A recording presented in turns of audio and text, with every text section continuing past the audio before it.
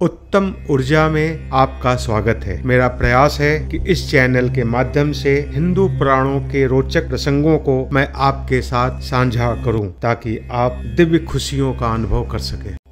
मर्यादा पुरुषोत्तम भगवान श्री राम का संपूर्ण जीवन चरित्र गोस्वामी तुलसीदास द्वारा रचित रामचरितमानस में समाया हुआ है। रामचरितमानस की रचना तुलसीदास जी ने महर्षि वाल्मीकि की रामायण को आधार बनाकर की है। यूं तो इसकी प्रत्येक चौपाई का पाठन पुण्यदायी और प्रभु श्री राम के करीब ले जाने वाला है, लेकिन इसमें सबसे उत्तम सुंदर कांड को माना गया है। सुंदर कांड रामचरितमानस का ही पंचम सोपान है। रामायण में सुंदर कांड की कथा सबसे अलग है। संपूर्ण रामायण कथा श्री राम के गुणों और उनके पुरुषार्थ को दर्शाती है, जबकि सुंदर कांड एकमात्र ऐसा अध्याय है जो सिर्फ हनुमान जी की शक्ति और विजय का अध्याय है। सुंदरकांड के नायक श्री हनुमान हैं और इसमें हनुमान जी द्वारा किए गए महान कार्यों का उल्लेख किया गया है।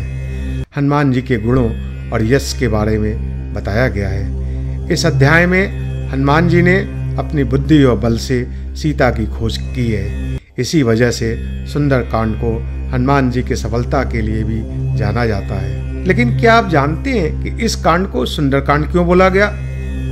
क्योंकि इस कांड के अलावा जो रामचरितमानस में तुलसीदास जी ने 6 कांड बनाए, 6 अध्याय लिखे, वो सब उस जगह की घटना के ऊपर थे। बालकांड प्रभु श्री राम की बालकाल की लीलाओं के बारे में था, और इसी तरह अयोध्या कांड में अयोध्या की घटनाएं हैं। लेकिन सुंदरकांड का नाम उन्होंने सुंदरकांड क्यों रखा? हनुमान जी सीता जी की खोज में लंका गए थे। लंका त्रिकुटाचल पर्वत पर बसी हुई थी।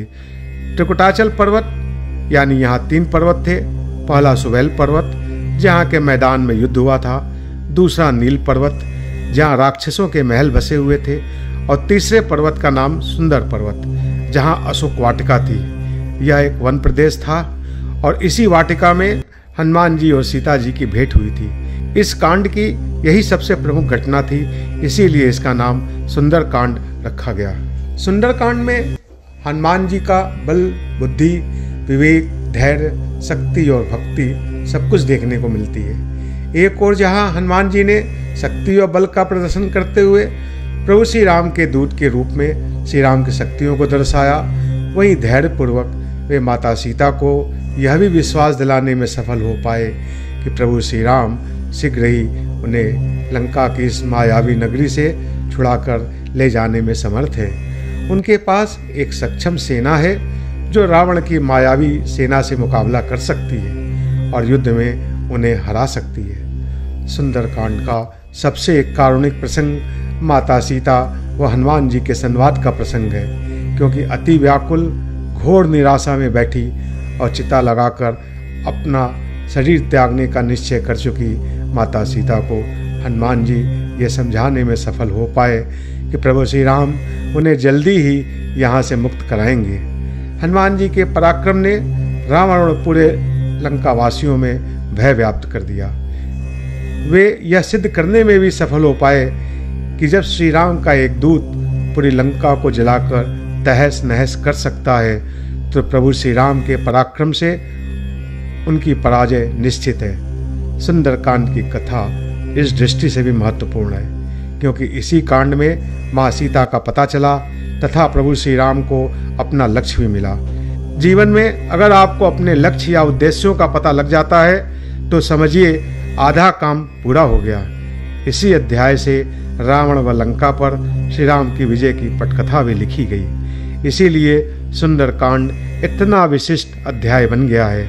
आज भी इसके पठन पाठन से हमारे जीवन में व्याप्त निराशाओं के बादल छट जाते हैं और आशा का संचार होने लगता है। एकाग्रता और इच्छा शक्ति में वृद्धि होती है, मानसिक शक्ति मिलने लगती है और कार्य को पूर्ण करने के लिए आत्मविश्वास मिलता है। हनुमान जी सप्त चिरंजीवी में से एक हैं, यानी वे अभी भी पृथ्वी पर सशरीर मौजूद हैं। यह भी माना जाता है कि जहाँ भी सुंदरकांड का पाठ होता है वहाँ हनुमान जी किसी न किसी रूप में पाठ सुनने अवश्य आते हैं। इसीलिए पाठ प्रारंभ से पूर्व हनुमान जी का आवाहन तथा पाठ समापन पर विदाई अवश्य करनी चाहिए। सुंदरकांड का पाठ मंगलवार, शनिवार, पूर्णिमा और अमावस्या को करना श्रेष्ठ रहता है। अगर किसी व्यक्ति के जीवन में ज़्यादा परेशानियां हो, कोई काम नहीं बन पा रहा हो या फिर आत्मविश्वास की कमी हो या कोई और समस्या हो, तो सुंदरकांड का नियमित पाठ उसके जीवन की समस्त बाधाओं और आर्थिक समस्याओं को दूर करता है। इससे धन, संपत्ति, सुख, वैभव, मान सम्मान आदि प्राप्त होती है और शनि सहित सभी बुरे ग्रहों का असर खत्म होकर शुभ फल मिलने शुरू हो जाते हैं। शुभ कार्यों की शुरुआत से पहले सुंदरकांड का पाठ करने का विशेष महत्व है।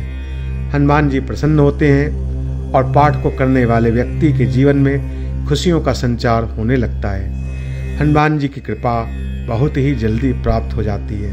साथ ही श्री राम की भी विशेष कृपा प्राप्त होती है। जब हनुमान जी लंका में माता सीता का पता लगाने गए थे तो उनके मन में भी इस काम के सफल होने को लेकर शंका थी।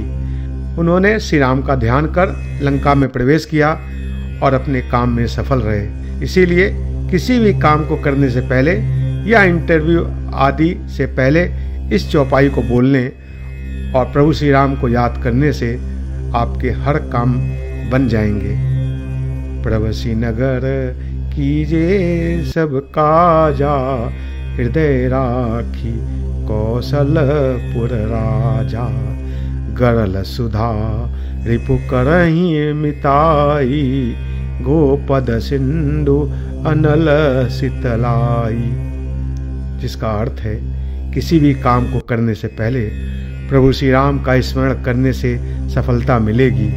जो भी ऐसा करता है उसके लिए विश्व भी अमृत हो जाता है, शत्रु मित्र बन जाते हैं, समुद्र गाय के खुर के बराबर हो जाती है और अग्नि में भी शीतलता आ जाती है।